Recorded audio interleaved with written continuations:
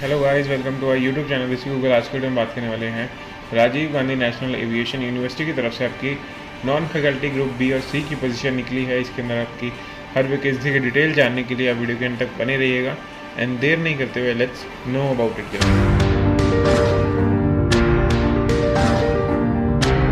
इसके अंदर सबसे पहले बात कर लेते हैं आपकी ग्रुप बी और सी की जो पोजीशन है वो Rajiv Gandhi national aviation University Fursatganj Amethi Uttar Pradesh, इसमें डायरेक्ट रिक्रूटमेंट के बेसिस पे हैं। जिसके अंदर जो वैकेंसीज़ हैं, सबसे पहले नंबर पे है प्रोग्रामर की एक वैकेंसी है, लेवल 7 की पे ग्रेड रहने वाली इसमें, जो कि 44,900 से लेके 1,42,400 तक है। आपके सेकंड नंबर पे सेक्शन इंजीनियर और सेक्शन ऑफिसर की 3 वैकेंसीज। थर्ड नंबर पे प्राइवेट सेक्रेटरी की 10 वैकेंसीज, तीनों लेवल 7 के साथ। फोर्थ नंबर पे सिक्योरिटी ऑफिसर की 1 वैकेंसी लेवल 7 की पे स्केल। फिफ्थ नंबर पे जूनियर इंजीनियर सिविल की 2 पोस्ट हैं इसके अंदर, और जूनियर इंजीनियर इलेक्ट्रिकल की 2 पोस्ट है। टोटल 4 पोस्ट लेवल 7 की पे ग्रेड के साथ। 7 नंबर पे senior technical assistant 1 vacancy level 6 के पे ग्रेड के साथ, 35,400 से लेकर 1,12,400 तक। 8 नंबर पे असिस्टेंट 5 वैकेंसीज रहने वाली हैं लेवल 6 के पे ग्रेड पे। 9 नंबर पे अपर डिवीजन क्लर्क, जिसके अंदर लेवल 4 की पे ग्रेड रहने वाली है, 25,500 से लेकर 81,100 तक। 10th नंबर पे लाइब्रेरी असिस्टेंट 2 वैकेंसीज लेवल 3 की पे ग्रेड 21,700 से लेकर 69,100।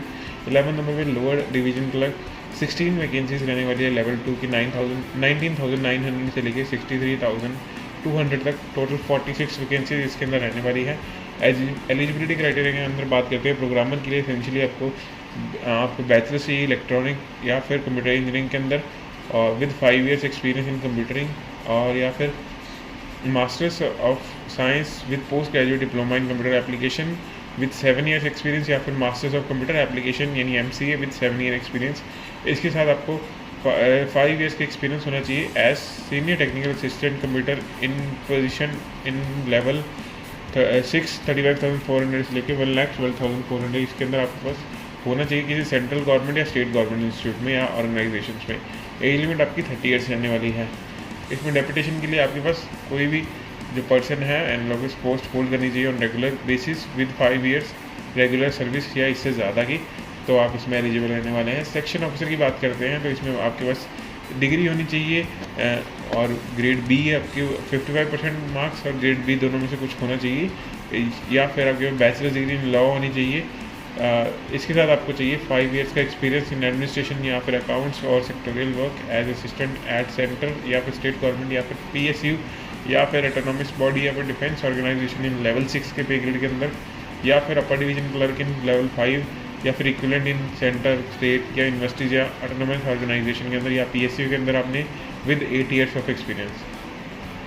डिजायबल के उन्होंने मांगा है knowledge of drafting and noting handling functions related to general administration या हाउसकीपिंग या परचेज सर्विस मैटर्स। इसके साथ आपको नॉलेज होनी चाहिए MS ऑफिस और हिंदी की। एज लिमिट 30 years रहने वाली है। डेपुटेशन के बेसिस पे अगर आप कोई भी इंडिविजुअल पोस्ट 5 years से ज़्यादा लेवल 6 के पे ग्रेड पे होल्ड कर रहे हैं तो आप इसमें एलिजिबल रहने वाले हैं। प्राइवेट सेक्रेटरी की बात करते हैं तो इसके अंदर आपकी बैचलर्स डिग्री मांगी है, या फिर आपके पास बैचलर्स डिग्री के साथ आपके पास होनी चाहिए proficiency in English and knowledge of computer application. आपके पास English typing speed 40 words per minute और प्रोफिशिएंसी इन कंप्यूटर ऑपरेशन होनी चाहिए। English shorthand junior grade 80 words per minute होना चाहिए आपका। पर्सनल असिस्टेंट इन लेवल 6 की पे मैट्रिक्स में होनी चाहिए। नॉलेज होनी चाहिए हिंदी टाइपिंग और शॉर्ट हैंड की। एज लिमिट आपकी 30 years बताई गई है। डेपुटेशन अगर आप किसी भी इंस्टीट्यूट के अंदर सेंट्रल या स्टेट गवर्नमेंट या इक्विवेलेंट में लेवल 7 की पोस्ट होल्ड करते हैं तो आप इसमें एलिजिबल रहने वाले हैं। सिक्योरिटी ऑफिसर की बात करते हैं तो इसके अंदर ग्रेजुएट या इक्विवेलेंट क्वालिफिकेशन मांगी गई है। 5 years का रेगुलर सर्विस इन पुलिस या पैरामिलिट्री फोर्सेज और आर्म्ड फोर्सेज आपकी इसके अंदर हैं। Holding a valid driving licence to ride jeep और मोटरसाइकिल। इसमें डिजाइन में अंदर इन्होंने completion of a course in fire fighting from recognised university या इंस्टीट्यूट या फिर unarmed combat course in army और पैरामिलिट्री फोर्स। इसके साथ आप इंग्लिश और हिंदी दोनों बोल सकने होनी चाहिए। एज लिमिट आपकी 30 years रहने वाली है। डेपुटेशन पे आप 5 साल किसी भी सेंटर स्टेट या किसी भी ऑर्गेनाइजेशन में लेवल 6 की पे ग्रेड के साथ होने चाहिए, तो आप इसमें एलिजिबल रहने वाले हैं। जूनियर इंजीनियर सिविल के अंदर आपकी बैचलर्स डिग्री सिविल इंजीनियरिंग के अंदर होनी चाहिए, या और आपके पास एटलीस्ट 3 years पे रेगुलर सर्विस पे इन लेवल 6 की पे ग्रेड में आप हैं तो आप इसमें एलिजिबल रहने वाले हैं। या फिर 3 साल के डिप्लोमा के साथ आप लेवल 6 के पीरियड में 5 साल की रेगुलर सर्विस में है तो आप इसमें एलिजिबल रहने वाले हैं। आपके पास वर्किंग नॉलेज होनी चाहिए कंप्यूटर एप्लीकेशन की। रेपुटेशन के बेसिस पे अगर 5 साल से ज़्यादा हो गए हैं आपको किसी भी लेवल 6 की पोस्ट होल्ड की हुई है सेंट्रल या स्टेट गवर्नमेंट में, तो आप इसमें एलिजिबल रहने वाले हैं।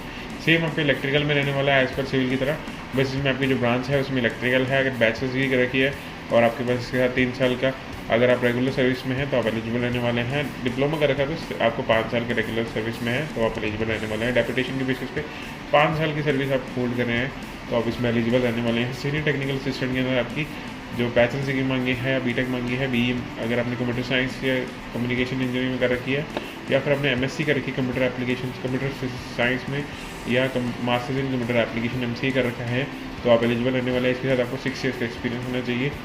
डिज़ायर्ड के अंदर 5 ईयर्स का एक्सपीरियंस होना है इंस्टॉलेशन और ऑपरेशन और maintenance of computer system. Age limit आपकी 30 ईयर्स रहने वाली है। डेपुटेशन के बेसिस पे अगर आपने आप कोई भी पोजीशन होल्ड करते हैं इन सेंट्रल गवर्नमेंट या स्टेट गवर्नमेंट तो आप इसमें एलिजिबल रहने वाले हैं, या फिर आप लेवल 6 की पे ग्रेड पे आप पोजीशन पे हैं तो आप इसमें एलिजिबल रहने वाले हैं।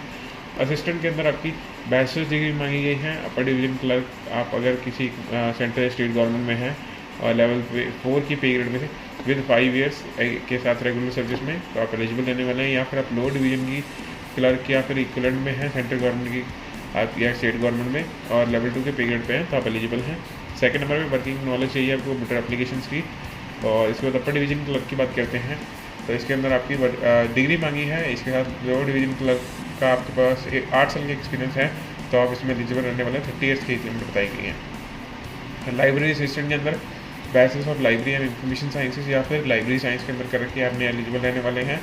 Working knowledge of computerisation in library. English typing speed आपकी 30 वर्ड्स पर मिनट होनी चाहिए। 30 ईयर्स की एज लिमिट है।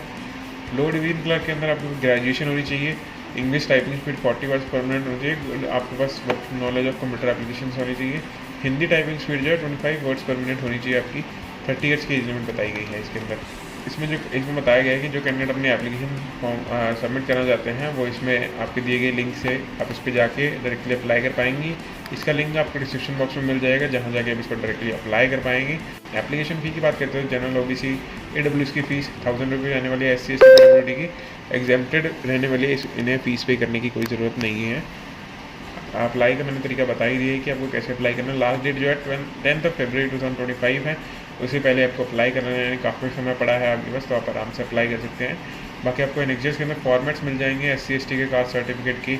इसके अलावा जो भी आपको रिक्वायर्ड फॉर्मेट्स होंगे वो सारे आपको यहाँ देखने को मिल जाएंगे। आप इनको डायरेक्टली डाउनलोड करके प्रिंट करके और फॉर्म फिल कर सकते हैं और अपने सेल्फ टेस्ट करा सकते हैं ताकि आपको जब फॉर्म फिल कर रहे हो ये डायरेक्टली आप अपलोड कर सकें स्कैन करके।